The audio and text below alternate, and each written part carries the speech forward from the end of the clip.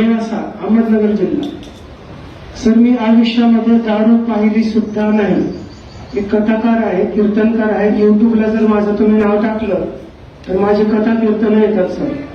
पण मुंदवा जो ब्रिज आहे आपलं रेल्वे ब्रिज, तिथं माझ्या गाडीला पाठीमागून येऊन एक गुप्ता नावाच्या मुलाने धडक दिली सर। त्यावेळेस पोलीस स्टेशनला, मुंदवा पोलीस स्टेशनला माझी पण त्या मशीनद्वारे चेकिंग झाली। तर तेव्हा म्हणजे माझं पॉझिटिव्ह सर कधीच निघणार नाही। महाराष्ट्रातल्या कोणत्याही तालुक्यामध्ये तुम्ही मला फोन लावायला सांगा की मी दारू पिलो किंवा मी पित आहे असं जर कधी जर तुम्हाला जर सांगितलं तर मी कोणतीही शिक्षा घ्यायला तयार आहे सर। मला बोलायचं होतं, मी कागद लिहून ठेवला होता की मला तिथे माईकवरच बोलायचं होतं तुमच्याशी सर।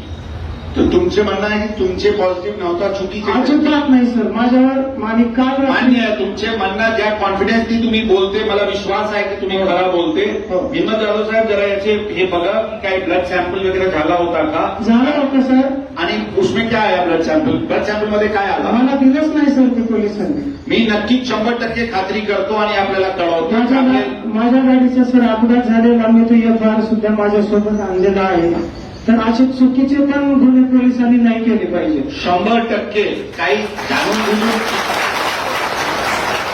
भाऊ ताली त्यांच्यासाठी वाजवते की आणि तुम्ही आहे म्हणून वाजवते? स्वतः चूक केले, एक चूक आमच्याकडून झाली तर इतके ताली? नाही सर, अशा खूप माणसं आहे। भैया ऐका, चूक तुमची झालेली आहे, तुमचे प्रकरणात चूक झाली असावी अशा मला पण वाटते तुम्हाला ऐकून।